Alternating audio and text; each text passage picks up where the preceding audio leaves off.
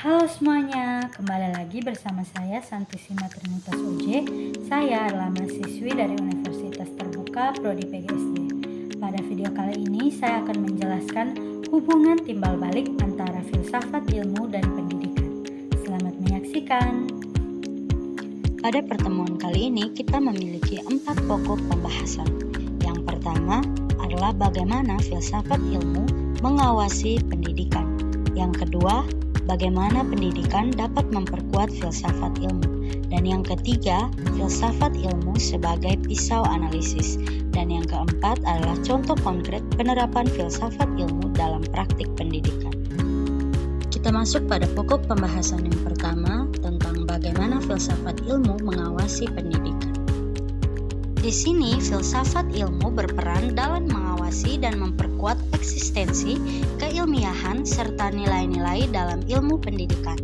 Filsafat berperan penting dalam membantu pendidikan untuk memahami apa hakikat pendidikan sebenarnya, bagaimana pengetahuan dapat diperoleh, dan untuk tujuan apa pendidikan dilaksanakan.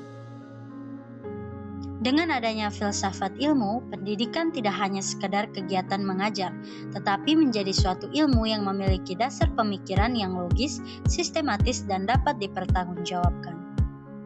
Selain itu, filsafat ilmu juga menjaga agar pendidikan tetap memiliki nilai moral dan kemanusiaan. Pendidikan tidak hanya mengejar kecerdasan intelektual, tetapi juga membentuk karakter, etika, dan kepribadian peserta didik. Kita masuk pada pokok bahasan kedua tentang bagaimana pendidikan memperkuat ilmu filsafat. Pendidikan yang bermakna dan bernilai turut memperkuat perkembangan filsafat ilmu. Melalui praktik pendidikan, berbagai teori dan pemikiran filsafat dapat diuji dan dikembangkan. Misalnya, perubahan zaman dan perkembangan teknologi membuat para ahli terus memikirkan kembali tujuan pendidikan, metode pembelajaran, dan nilai-nilai yang perlu ditanamkan kepada peserta didik. Dengan demikian, pendidikan menjadi sarana nyata bagi filsafat ilmu untuk terus berkembang sesuai kebutuhan masyarakat. Kita masuk pada pokok pembahasan ketiga mengenai bagaimana filsafat ilmu disebut sebagai pisau analisis.